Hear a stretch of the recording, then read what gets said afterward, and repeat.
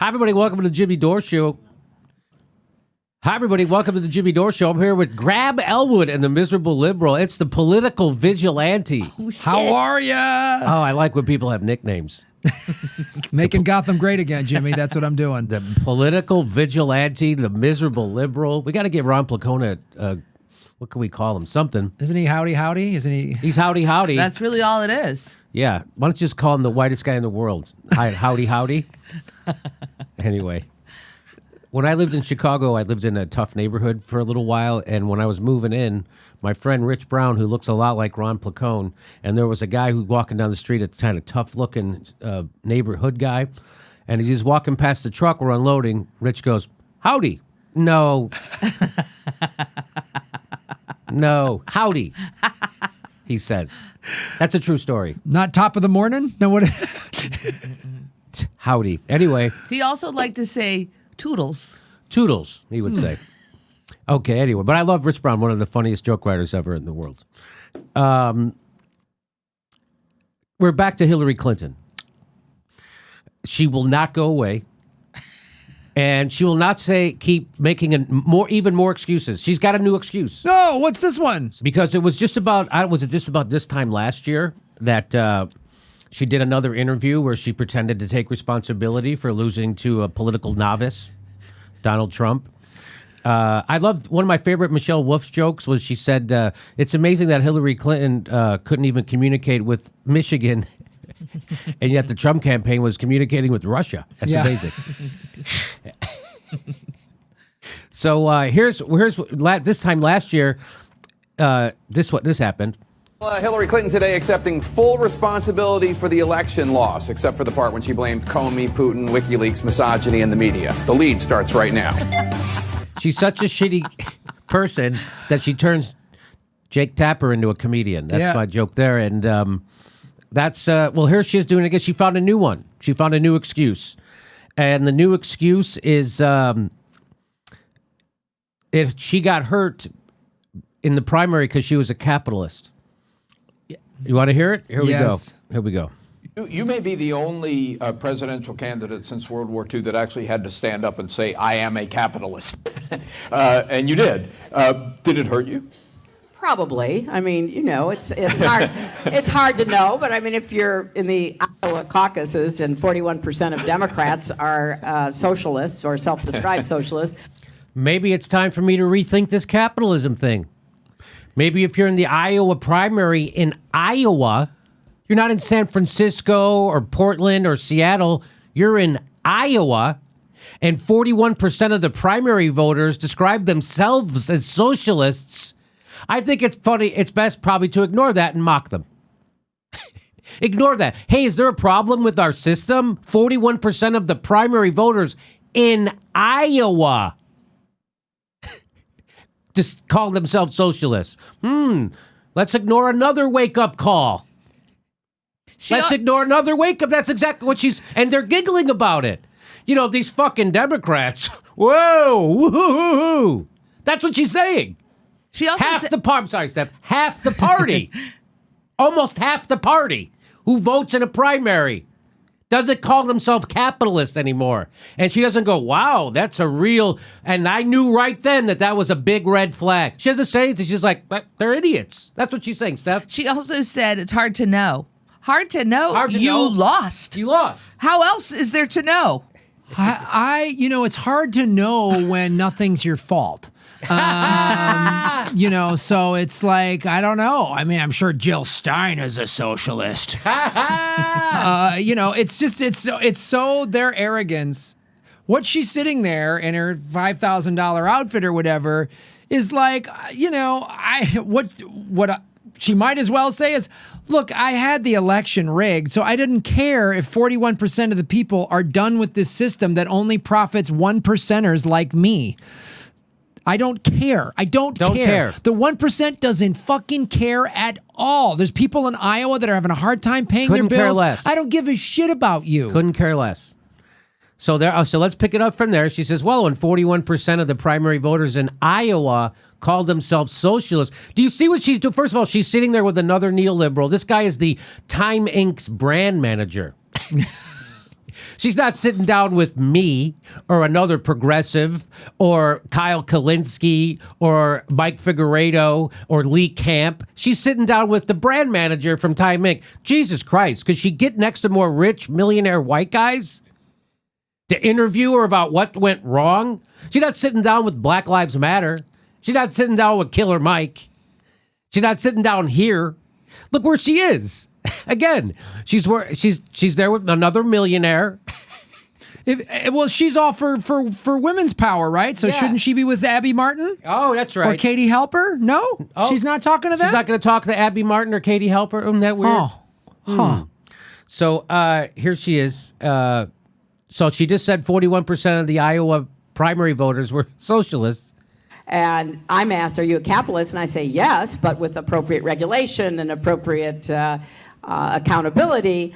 That probably gets lost in the, oh my gosh, she's a capitalist. I mean, Yeah, that gets lost. And oh my God, she's mocking half the party. That's what it gets lost. These idiots don't understand. What you don't understand is the reason why 41% of the Democratic voting primary base calls themselves socialists is because the current system that you are emblematic of isn't working. Do you get how it's not working? Do you get how 29 million people still don't have health insurance? Do you get that 50% of Americans are poor or low income? Do you get that 64% of Americans can't afford a $1,000 emergency? No, she doesn't get any of that. She's been a millionaire for the last 30 years. She was on the board of Walmart. That's who she is, a Walmart board member. And so arrogant. Well, I said regulation. That got lost in the capitalism. You want to know why it got lost? Because you got $600,000 from Goldman Sachs. That's right. To say we need to stop the bad banking attitude. Right. That's right. Your foundation gets donations from defense contractors. No one buys your bullshit. You're a rich, privileged white lady. Who did nothing to help people. Nothing. Well, because Nothing. that's why she leans on the word regulations. Because if she really cared about people, she would be using the word protections. Right. Yes, that's right. That's right. So here's what she said. She said, Clinton said that powerful companies in America are, quote, disrupting our democracy but she didn't name them. She won't name them. Oh. By worsening income inequality. And that one step toward fixing the problem would be voting Republicans out of office in 2018. That's their whole platform. Just don't vote for them. That's all they can say. That's it. That's no plan, no nothing, no policy to offer. No, here's how we're going to fix this. By the way, Democrats were in charge, super in charge, Barack Obama for 8 years. Where's the jobs program? Things got worse. He kicked 5.1 million families out of their houses at the behest of the banks. He made the banks bigger. Income inequality got bigger under Barack Obama. When the teachers went on strike in Wisconsin, he didn't say a damn thing, and he didn't put on a soft shoe and go help them. That's why 41% of the people in the primary in Iowa call themselves a socialist. You out-of-touch millionaire. You know that whole statement, Jimmy, where it's saying by worsening income inequality, and that one step towards fixing the problem is voting against Republicans. That one step?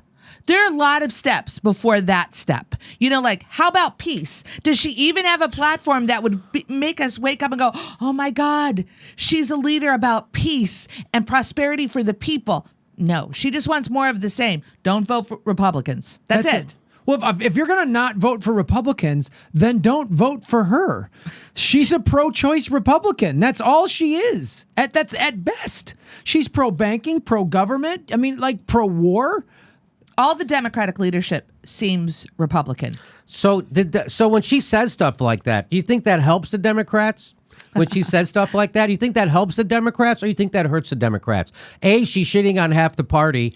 B, she's telling the Republicans, make fun of us. We're not, the Daily Beast reported that the Republicans quickly seized on the comments, posting them on multiple social media channels.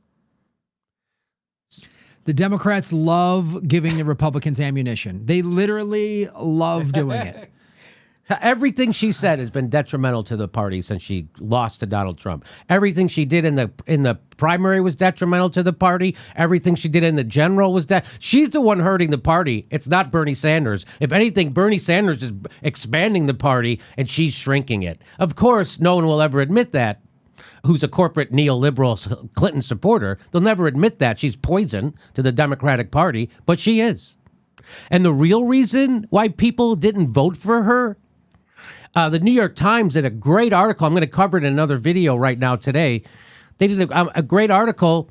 They went to Milwaukee. They went to to black communities. They went to barbershops and asked people why they didn't vote for Hillary Clinton. And the reason they gave, the big reason was, we voted for Barack Obama. We had him here for 8 years and nothing changed and everything got worse. So I'm going to do a video on that. There's a lot more to that. You can't believe some of the quotes from those people. It was actually a great job by the New York Times. Look at that. They're doing excellent work. Wasn't that nice? We're going to talk about that. But there you go. There's Hillary Clinton, again, helping Republicans, hurting Democrats because she's a real Republican. That's why. You tell me this lady sitting up here with this jagoff from the brand manager from you tell me those, they look left. They look like they care about the people. Yeah, look at them. Right. Look at that diversity. I'm going to guess you do it. Such diversity. The brand manager. A white man, a white woman. Yeah. I mean, he's bald. She's got hair. They're wearing blue. Oh. There you go. Hillary Clinton. The cancer of the left. Our next live Jimmy Dore show is July 1st in Portland, Oregon. There's a link for tickets for all of our live shows right there. And if you can remember, please take a moment to make sure you're subscribed to the show. It only takes a second. You probably think you're subscribed, but you probably aren't. Just make sure you're subscribed. Click that bell so they send you a notice when we drop a video. Otherwise, they won't tell you. And if you become a premium member or a Patreon, we give you hours of bonus material every week. And we do a live chat every Saturday at 2 p.m. Pacific time where you can ask us questions and we'll answer them. Plus, we're on Steam It. We're steaming it right now.